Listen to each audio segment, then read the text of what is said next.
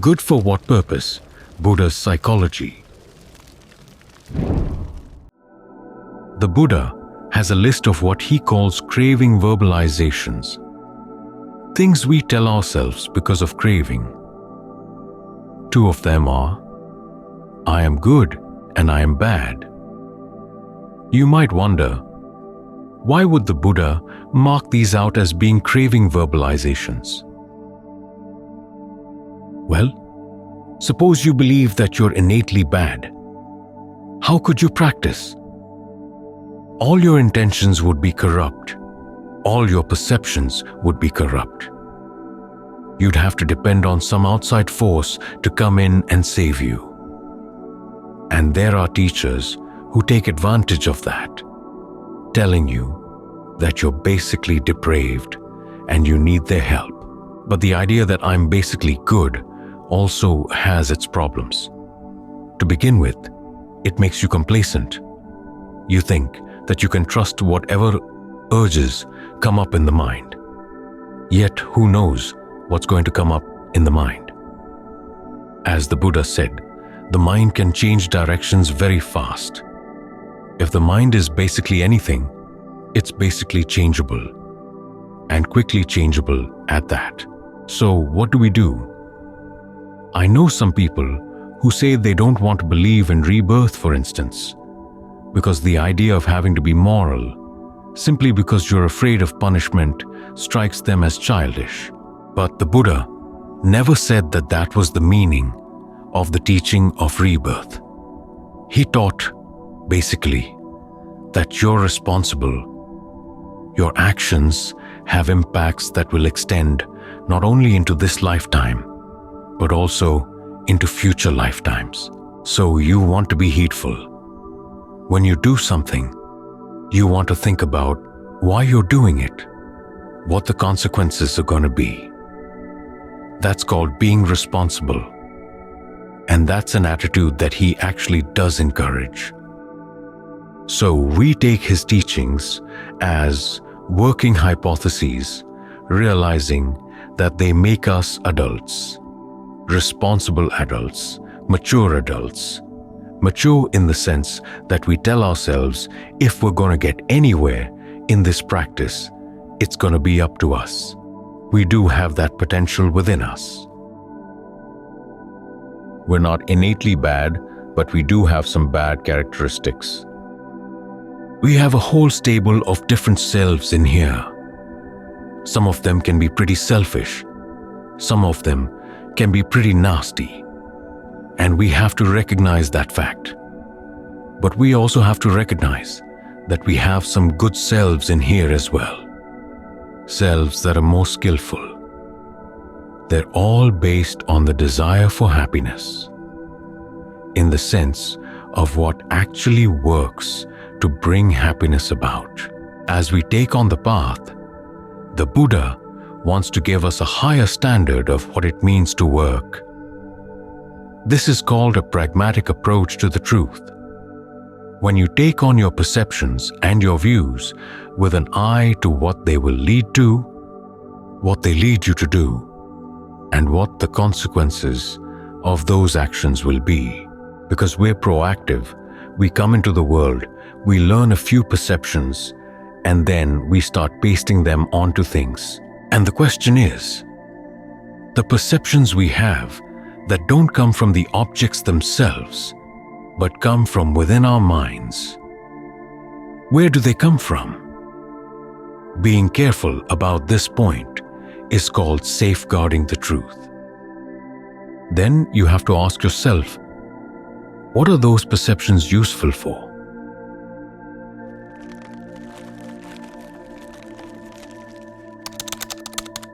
They may be useful for all kinds of things.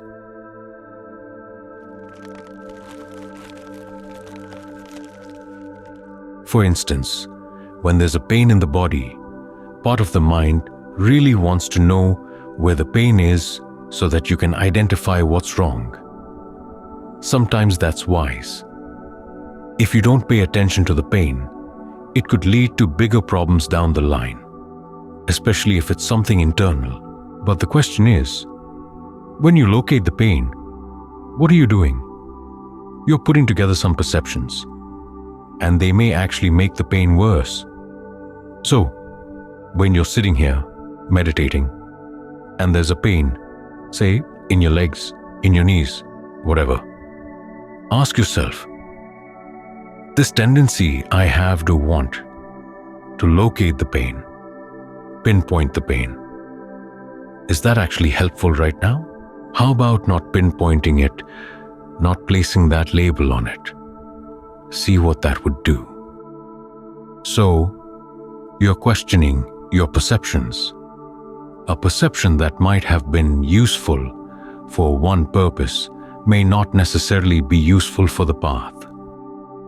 As you're sitting here, you can see the body as one thing, the pain as something else, your awareness as something else. You can divide things out like this. To begin with, it makes it a lot easier to live with the pain and not feel oppressed by it. It doesn't invade your mind and remain. At the same time, you learn the arbitrary nature of your perceptions. It does get you thinking about the arbitrary nature of your sense of who you are and of those various stables of selves you have inside. Some you find easier to identify with than others. But you have to ask yourself, for what purpose? In many cases, it's simply out of the force of habit. But how about changing your habits? This is what the Buddha wants you to do. Change your habits. Change your way of looking at things. We tend to really resist that. For many of us, our attitude is that our view of ourselves, our view of the world, is perfectly adequate. But he wants to point out that it's not. This may be one of the reasons why he focuses on the issue of suffering, stress, pain, because those are the facts that make you sometimes wonder. This view that you have of things, is it really good enough? Or is it actually part of the problem? When you can start asking questions like that, you can pull yourself out of your old habits, your old ways of looking at things, your old ways of slapping perceptions on things, and get some distance from them. It's when you get distance like this, through this process called metacognition, that you can actually train yourself. If you can see that what you already have is not innately good or not necessarily innately bad, but the purposes they used to work for are not necessarily what you want anymore, you're raising your standards for what works. This is one of the complaints that's usually leveled against pragmatism, which is the philosophy that says that we hold to our ideas of truth based on what works for us. That's true in a lot of ways. But the criticism is that for a lot of people, their standard for what works is pretty low. What works for making a good profit? What works for getting people to do what you want them to do? And pragmatism, in its pure form, can't really say that any one particular purpose is better than another. This is why the Buddha put so much emphasis on his Four Noble Truths and on the fact that suffering can be ended. It's something that human beings can do. And when that can be done, why settle for anything less? The answer for most people is, well, force of habit. That's the way I'm used to doing things. So even though we talk about how you shouldn't be focusing on the goal all the time, how you should focus instead on the path going to the goal, sometimes you do have to remind yourself, where is this path going? So that you can see clearly the things that come up in the mind. Which thoughts, which ideas, which perceptions actually are part of the path, and which ones are not. Think of those standards that the Buddha taught to Mahapajapati as to what counts as Dhamma and what doesn't. The question is always, where does this lead? Does it lead to being fettered or being unfettered? Does it lead to passion or dispassion? Does it lead to modesty or to self-aggrandizement? Does it lead to entanglement or seclusion? Does it lead to contentment or discontent? Does it lead to laziness or aroused effort? The teachings are all judged on where they lead. So, you should look at your senses of self, your ways of perceiving things, and ask, where do these lead? After all, facts are not just individual poker chips that just sit there. The facts of our awareness, the facts of our consciousness are all fabricated. And what is fabrication? Fabrication is putting things together for the sake of something. In other words, there's an intentional element, there's an aim, there's a desire underlying everything. This is why the Buddha said, all things are rooted in desire. So you have to ask yourself which desires are being served by this particular way of looking at things or this particular way of looking at yourself. It's not a question of whether you're basically good or basically bad, or your ideas are basically good or basically bad. The question is, what purpose do they serve, and can you serve a better purpose? Those are the Buddha's standards.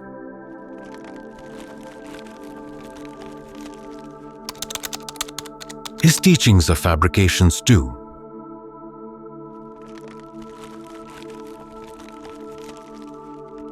But he's thought very carefully about where these fabrications lead. What happens when you adopt them? What happens when you breathe in line with his instructions? What happens when you talk to yourself in line with his instructions? What happens when you use his analogies and similes to look at your life? If you see that the results are good, okay, adopt them. This helps to give you a more fluid sense of who you are and the world you're in, with a slightly skeptical attitude toward your perceptions, that this has got to be this way, and that has to be that way. You can ask yourself, well, for what purpose? This is how we test the truth of our perceptions. Do they serve our purposes? And are our purposes good enough? The Buddha's purposes for his own life focused on putting an end to suffering and then teaching that way to others. He has a purpose for your life, but of course it's up to you to decide whether you want to take it on or not. He doesn't force this on anybody, but he left behind a whole series of teachings that are basically for you to use for the highest purpose possible. Your own freedom from suffering. It's almost as if he had more compassion for you than you have for yourself. But you can change. As I said, you're not innately bad. You're not innately good. You're changeable. And you're free to change in many different directions. Even though a lot of the things you experience are based on past karma, past actions, not everything is. How you put it all together is determined by your fabrications right now, your intentions right now, your desires right now, and you're free to choose those. So this is what we're trying to train. What kind of desires are really useful for you? Just because something comes up in the mind doesn't mean it's part of your innate nature that you've got to follow. You can say yes. You can say no. So it's through the practice that we take our ideas of what's right and what's wrong, what's true and what's false, and we test them for the purpose of putting an end to suffering. That's when you're on the path. That's when you're practicing the Dhamma. in accordance with the Dhamma. As the Buddha said, that's how he wanted people to pay homage to him. It's basically a matter of paying homage to your desire, someplace inside your heart and mind for happiness that doesn't let you down.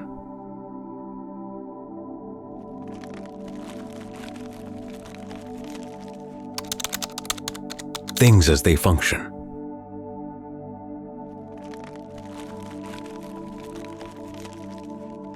Often, you hear that insight is a matter of seeing things as they are.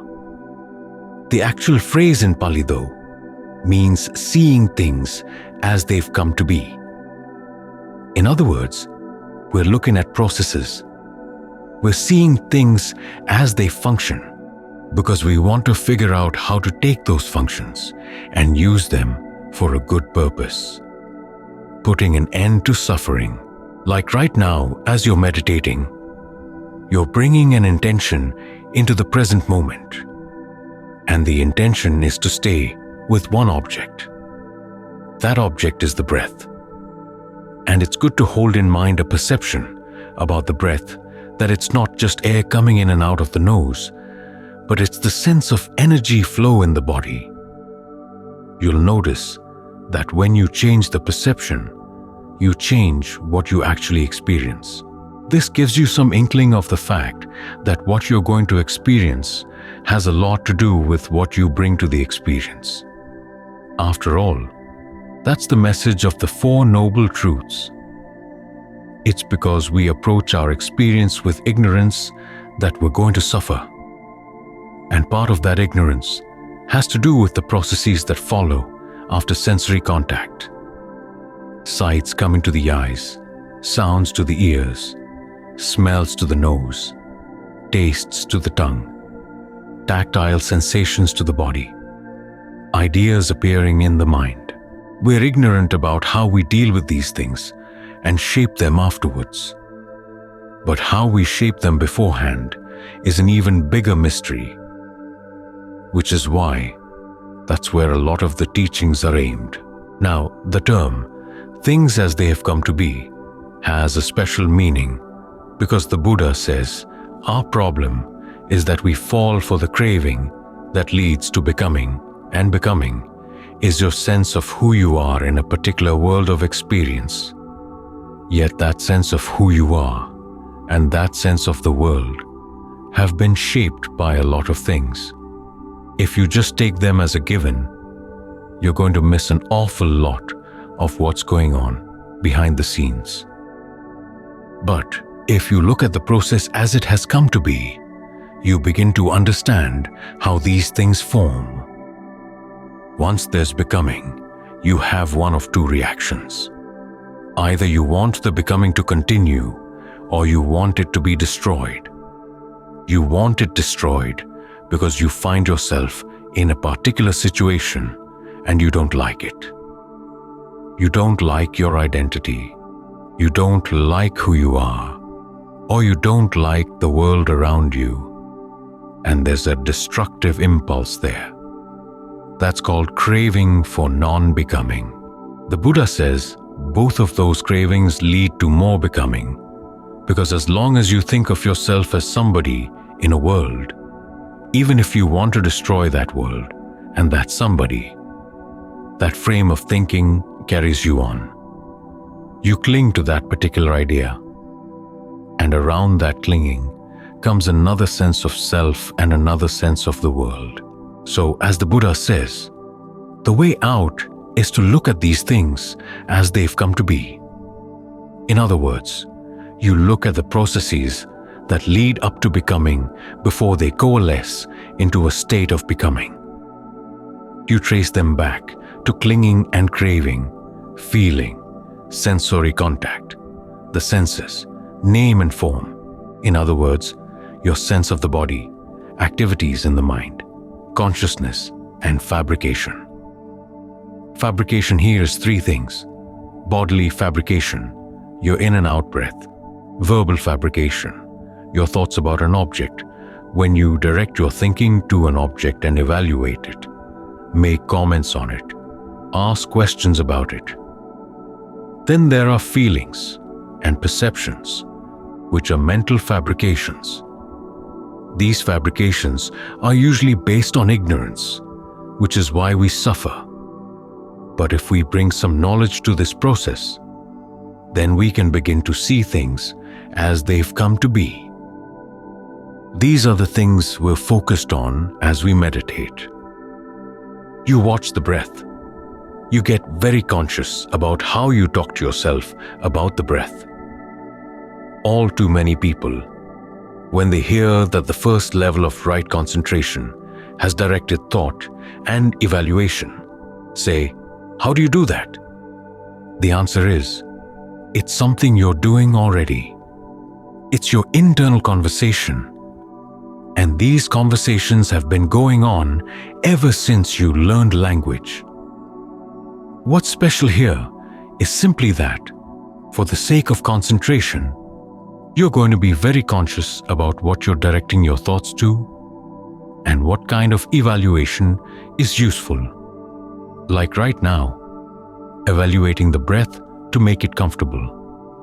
That's a useful use of your powers of evaluation. You're trying to create a good place here, a good place to stay.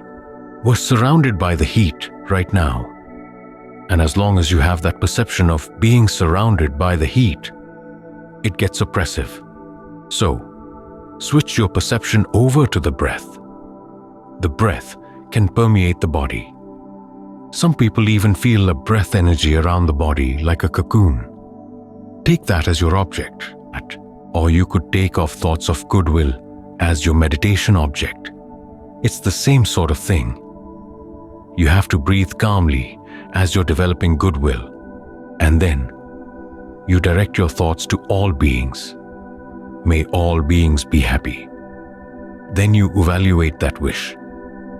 Are there any beings out there for whom you feel hypocritical about saying that? Why? What's the problem? In other words, if you want your goodwill to be genuine, you have to think it through. Remind yourself that very few people feel they've been justly punished when they're punished for their misdeeds. So why do you wish punishment on them? Why do you wish for anybody to suffer? The best thing would be for them to have a change of heart, see the error of their ways, and behave in better ways. Try to wish that for all the beings that you find hard to have goodwill for. Hold in mind that perception that it's good for you and it's good for them. Some people say, "I don't think they deserve my goodwill." Well, it's not the question of their deserving or not deserving. It's a question of your needing your goodwill to ensure that you don't do or say or think anything unskillful around them. If you have ill will for somebody, it's really easy to say, "Well, I'm justified in speaking in unskillful ways and acting in unskillful ways because that other person has been so unskillful." If your good behavior depends on their good behavior, you're living in a very dangerous world. You have to find the resources inside that allow you to say, "Okay, I can have goodwill for these beings. My heart can be large enough to encompass their happiness." As you think that, you realize you've learned something important. You do have these resources inside to do and say and think things that are really skillful. In that case, you don't have to depend on resources outside. In other words, other people's goodness or the goodness of the environment. You're a lot safer if you have this independent source of strength inside. It's the same with contemplating the body. When the Buddha talks about the body, he says it's composed of different properties. The word in Pali is Dhatu. Sometimes it's translated as elements, which makes it sound like the chemical elements, which it's not. It's more the qualities of warmth, coolness, energy, and solidity in the body. As the Buddha notes, Many of these properties are really potentials. The heat potential, for example, can get greater or lesser. The same with the coolness of water or the energy of the breath. The theory is that they're provoked, and you notice this as you work with the breath. Change your perception of the breath, and the breath feels different. Change your perception of the solidity of the body, and the body feels different. Think of all the atoms composing the body. We all know from science that atoms are mostly space. The nucleus of each atom, proportionally, is a tiny, tiny thing. So hold that perception in mind. Your body is mainly space, and it doesn't have to be heavy. Or you can think of the coolness of water. That's a good perception to hold your mind right now. Which parts of the body are cooler than the other parts, wherever that might be? Focus your attention there, and then think of that coolness seeping through the rest of the body. If you can hold to the perception strongly enough, consistently enough, you see that it actually does change your experience of the body. The same principle applies to the qualities of the mind. The Buddha applies the same theory about Dhatu, or properties or potentials, to the mind as well. He says you have the potential for a lot of unskillful things in the mind, such as the potential for sensuality. You start thinking about things that are beautiful, things that are attractive, and that stirs up the potential. Or, in the terms they use in Pali, it provokes that potential. And you find the mind overrun with thoughts of sensuality. There are also good potentials. For example, there's the potential for effort. I remember the very first time when Ajahn Fuang said we were going to be sitting all night in meditation. My first thought was, I can't possibly do that. I don't have enough strength to make it all the way through the night. On top of that, he was going to be sitting with a group of lay people, and he didn't want me there. He wanted me to go off to sit and meditate on my own. So I didn't even have the support of the group. But I started thinking, the Ajahns in the past have sat up all night. It's not that their bones were made out of iron. They probably had the same physical properties that I have in my body. They had the same potentials for weakness, but also potentials for strength. Where are those potentials for strength right now? As I was able to think in those terms, I finally could tap into some unexpected reserves, and I made it all the way through the night. I realized that a lot of the problem had been the limits I had imposed through my own perceptions. So be very careful about the perceptions you bring to your experience, because they can provoke helpful things or unhelpful things in the body and the mind. You realize that we're not here just to see things as they are.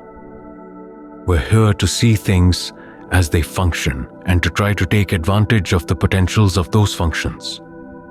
Among other things, we have the potential for energy. We have the potential for mindfulness, the potential for all kinds of good qualities. Ajahn Lee once said that human beings have lots of potentials, both physical and mental, that they don't take advantage of. And it's a shame.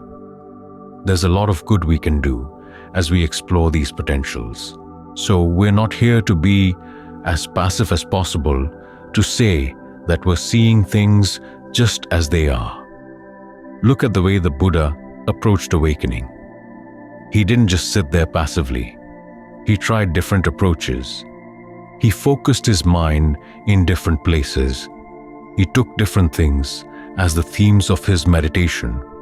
Then he evaluated the results. How did it work? What was he able to do? And what was not up to his expectations? then the question always was, what am I doing wrong? He would turn around and check out other possibilities. He experimented, which meant that he had to act and then look at the results of his actions, pass judgment on them, and then decide what to do next based on that judgment. It was through this process of committing himself to doing what he thought was the wisest and most skillful thing to do, and then reflecting on the results that he was able to come up with some good standards for judgment. And that's what the Four Noble Truths are: standards for judgment. Which kinds of actions are worth doing? Which ones are not worth doing? Which kinds of actions lead to suffering? Which kinds of actions lead away? By applying that framework, he found that he could learn an awful lot about how things function and how he could steer their functioning in the direction of the end of suffering.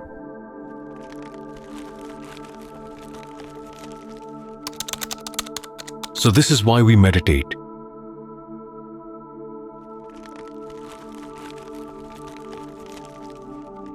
If the problem of suffering were caused by sights, sounds, smells, tastes, and tactile sensations, we'd have to go out and change them.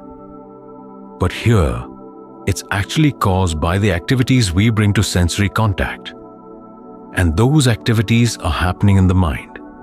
This is why the meditation aims inside, does its work inside. Now, in some cases, we start the work outside and move in. In other words, we practice generosity, we observe the precepts, and that trains the mind. Then we use that trained mind to look deeper into the mind. But it's never a question of just sitting there and looking at whatever comes up in the mind. You're trying to get the mind to act in as skillful a way as possible in its thoughts, its words, and its deeds. Then you learn from what you've done in the quest to create even more skill. Which is why the insights that you gain from acting in this way are insights about action. The power of action, the nature of causality, insight into how things function, especially when you can get them to function in the best way possible